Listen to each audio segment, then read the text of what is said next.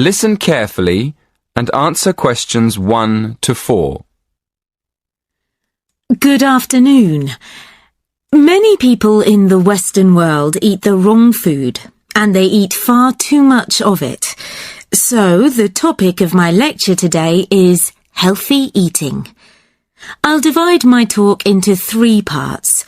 Firstly, I'm going to define what I mean by healthy eating.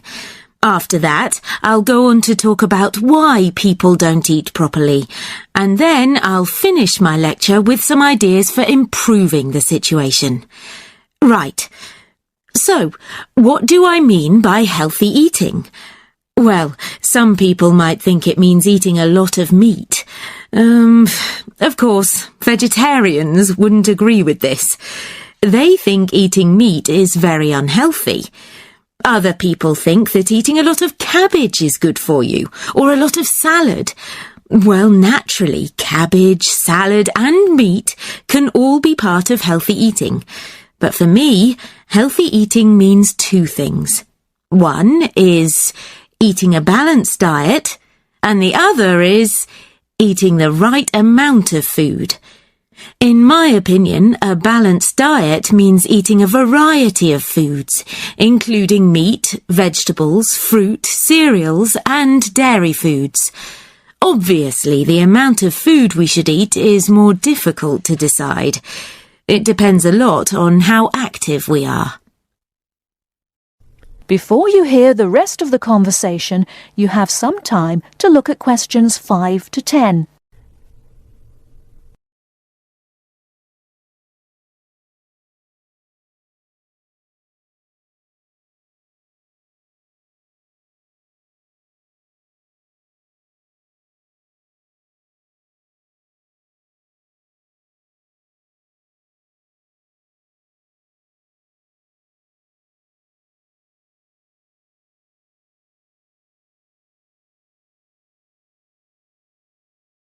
Now listen and answer questions 5 to 10.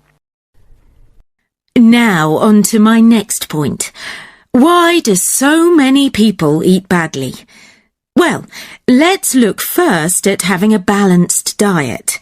To have a balanced diet, you have to plan your meals in advance and then buy the right food, and then take time to cook it properly. But these days, people are so busy working that they don't have time to go shopping, so they end up buying fast food at the last minute. Another reason people don't eat well nowadays is that it's actually cheaper to buy food already prepared in a packet. So, people who haven't got much money will buy packet food rather than cook something fresh. And a final reason why people don't eat healthily is that they don't know how to. In my opinion, schools don't do nearly enough to educate their pupils in healthy eating habits. Now listen and answer questions 8 to 10. And now to my third and last point. What can we do to solve the problem? Well, I think it can be solved by 3 main groups: families, schools, and the government. To start with, parents should make sure their children have a healthy diet. Secondly, a lot of schools have self-service machines where their pupils can buy soft drinks, crisps, sweets and chocolates. I think schools should change what they sell in these machines. Another thing schools can do is make sure that the food they serve in their canteens is fresh and well balanced. And to finish, I'll briefly mention 2 of the measures I think the government should take to encourage healthy eating. One is to limit advertising unhealthy food, and the other is to spend more money on educating the public about the benefits of a healthy diet. In my next lecture, I'll go into more detail about them. That is the end of part 1. You now have half a minute to check your answers.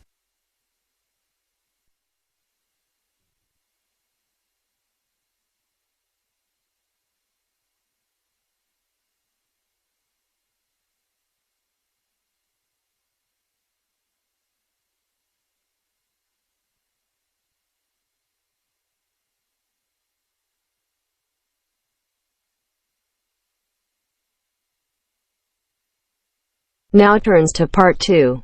Part 2. You will hear a talk about young people living on their own. Listen carefully and answer questions 11 to 12.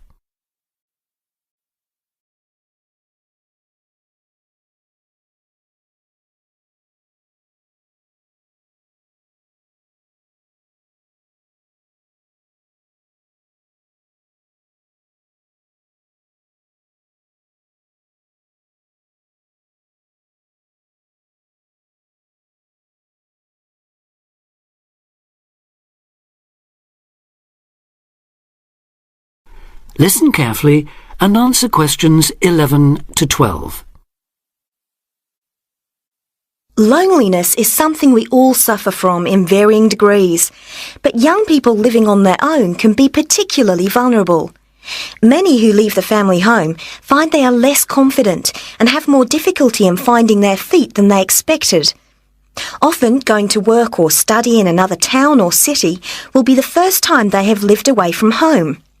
Although this may sound like an adventure for those dying to get away from the glare of the parental eye, for others it is a daunting prospect which generates apprehension, uncertainty and even fear. In fact, in a recent survey of over 1,600 people who had recently left home, 32% said that understanding and coping with loneliness was a crucial issue for them and made them feel highly stressed and distracted.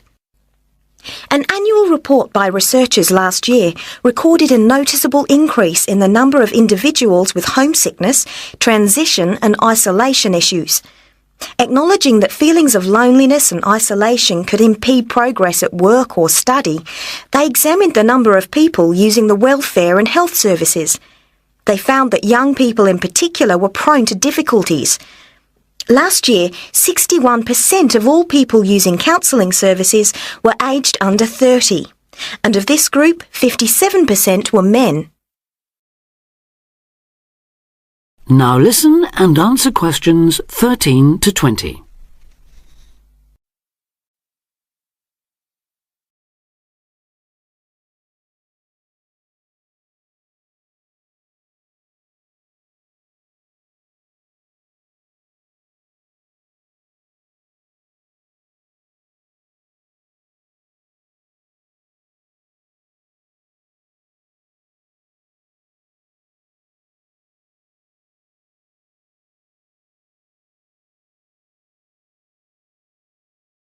Now listen and answer questions 13 to 20.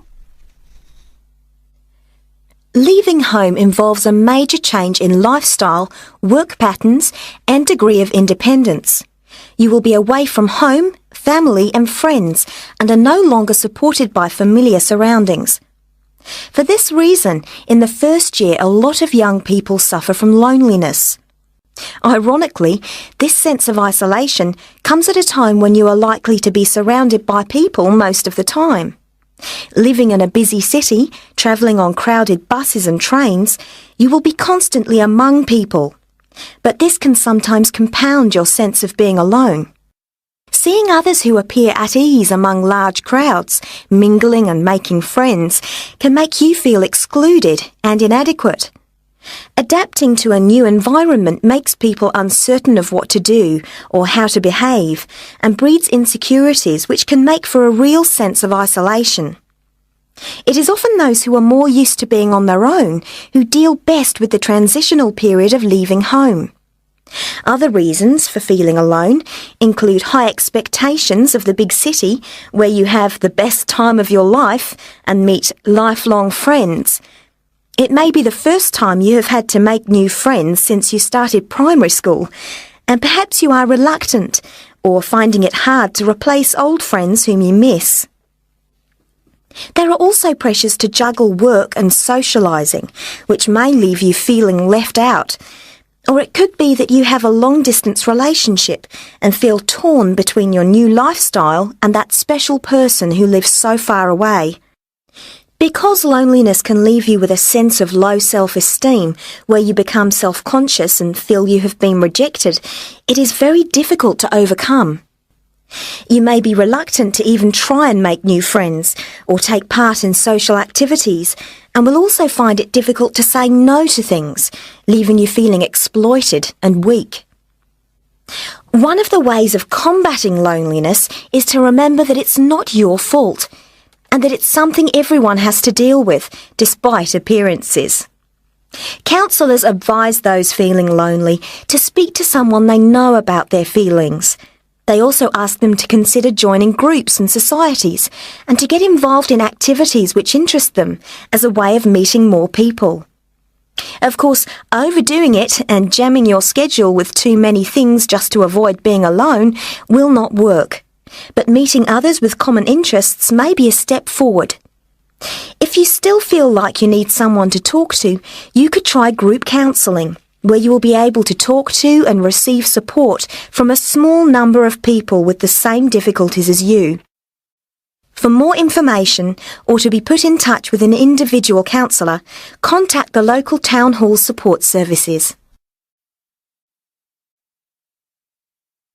That is the end of part 2.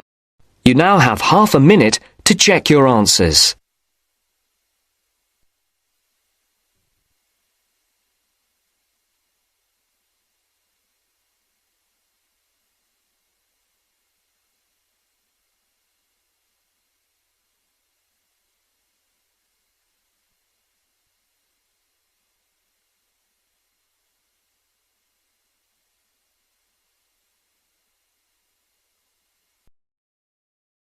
Now turns to part 3. Part 3. You are going to hear a conversation between an interviewer and a professor. First, you have some time to look at questions 21 to 26.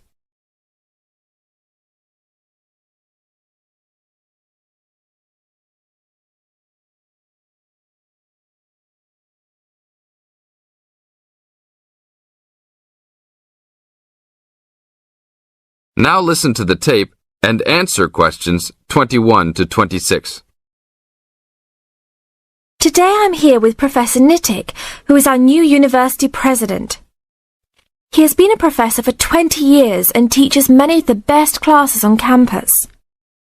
I know many of you have had him as a teacher and know of his brilliance. Good morning, Professor Nittick. Thank you for stopping by the student station. Thank you for having me here. It is always great to get to meet many of the students who are involved with our school. I haven't been here since 2 years ago. Yes, I remember at that time you were still teaching every semester. 2 years later, you're only teaching every once in a while. But it seems like you are still always busy. The administration world is just as busy as the teaching world for you. How do you stay in touch with the university, even with the change in your everyday duties?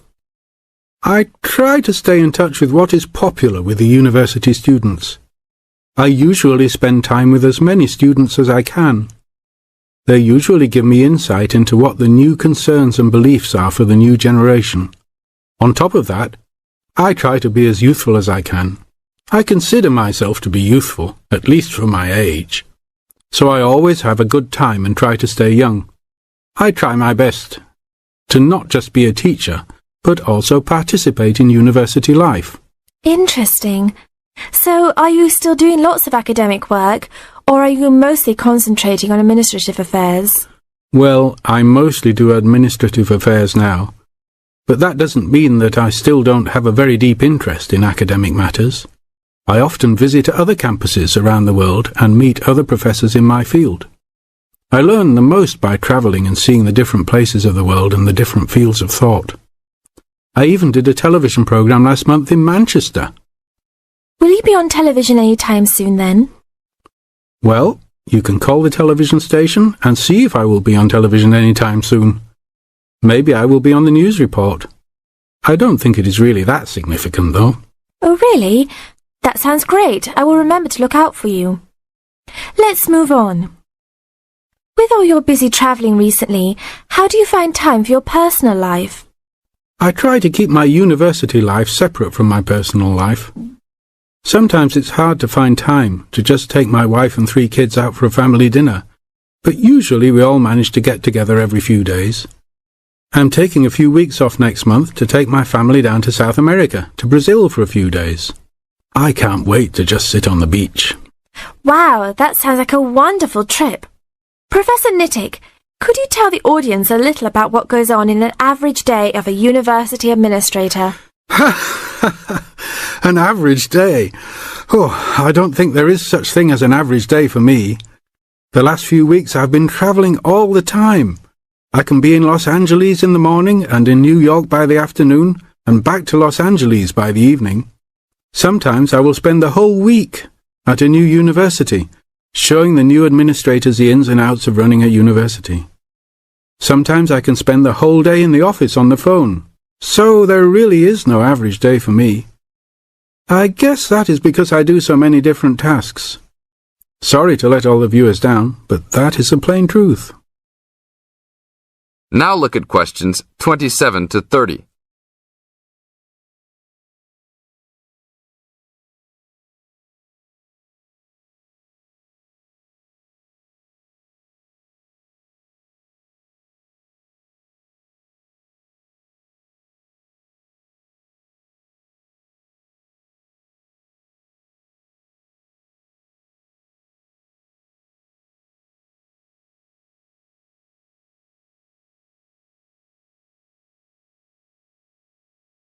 Now listen to the tape and answer questions 27 to 30. Well, I guess I can sum it up for them. You are a busy man. That is probably a good description. So, are there any immediate plans for the coming few weeks? Well, I'm in Los Angeles for the next 2 days, and then I fly to Colorado to meet a new prospective professor for our university. I will be in Colorado for about a week. Then I go to Japan for the next 10 days to meet with our university branch in Japan about record sales there. After that, I return to Los Angeles for a week, just in time for the graduation of the class of 2001. There you have it, my next month's schedule. Thank you very much, Professor Nittick. I always enjoy having you on our show. We hope to have you back on our show next time.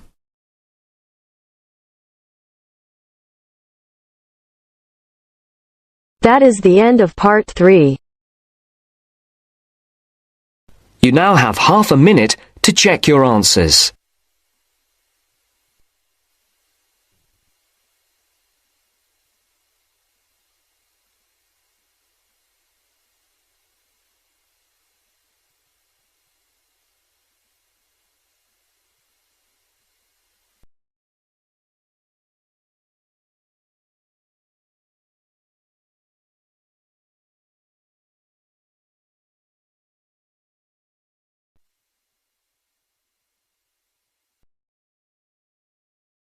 Now turns to part 4. Part 4. First, you have some time to look at questions 31 to 40.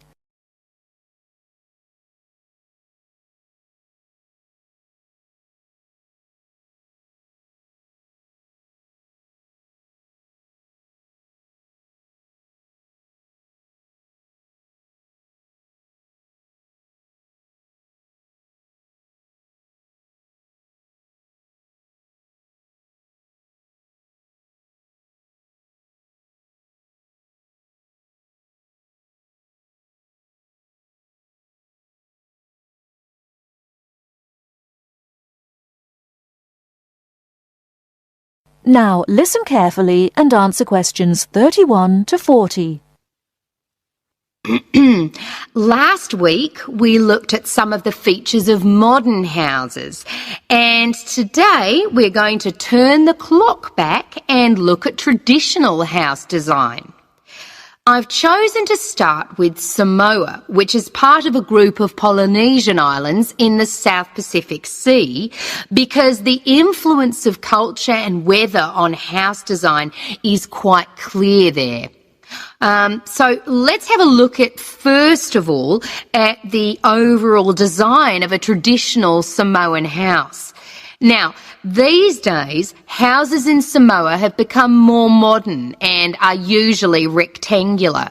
But traditional designs were round, or sometimes they were oval in shape. Here's a picture. This traditional style is still used, often for guest houses or meeting houses, and most Samoan villages have at least one of these buildings. As you can see, there are no walls, so the air circulates freely around the house. Samoa is a place that experiences high temperatures, but the open design of the house also reflects the openness of Samoan society. If the occupants want shelter, there are several blinds made of coconut leaves that can be lowered during rainy or windy weather. Or indeed, the blinds can also be pulled down if people want some privacy. The foundations of the house, that's the part beneath the floor, are raised slightly. In the past, the height was linked to the importance of the occupants, which we'll talk about another time. However, the floor of the house was usually covered with river stones. Today, we have a range of methods for balancing the temperature inside a building, but the stones on the floor of a Samoan home are ideal for cooling the building on hot days. Now, let's have a close look at the roof. This, as you can see in the picture, is dome-shaped and traditionally thatched or covered with leaves from the sugarcane. That's an established crop in Samoa. This was a job for the women, and it involved twisting the leaves and then fastening them with a thin strip of coconut leaf before fixing them to the roof in several layers. Now, the shape of the roof is important. You can see that the sides are quite steep, and that's done so that the rain falls straight to the ground without moisture going through the leaves and causing leaks or dampness inside the house. Then you'll notice how high the top of the roof is. This is a way of allowing heat to rise on sunny days and go through the thatching, thereby cooling the house. So, how does the house stay upright? Well, there are a number of evenly spaced posts inside. They encircle the interior of the building and go up to the roof and support the beams there. They're also buried, usually about 1.5 meters in the ground to keep them firm. These posts are produced using local timber from the surrounding forests. They're cut by men from the family or village, and the number varies depending on the size and importance of the house. Now, these posts were a very significant part of Samoan culture and did much more than hold up the roof. When there were meetings, people sat with their back to certain posts, depending on their status in society. So there were posts for chiefs, according to their status, and posts for speakers, and so on. And ordinary people sat around the side on mats. The last area I want to look at today is the attachment of the beams and posts, what you call fixing the construction. Traditionally, no nails or screws were used anywhere in such a building. Instead, coconut fibres were braided into rope to fix the beams and posts together. The old people of the village usually made and plaited the rope. This was a lengthy process. An ordinary house used about 40,000 feet of this rope, and as you can see in this picture, the rope was pulled very tightly and wound round the beams and posts in a complex pattern. And in fact, the process of tying it to the beams so that it was tight and strong enough to keep them together is one of the great architectural achievements of Polynesia. That is the end of part 4.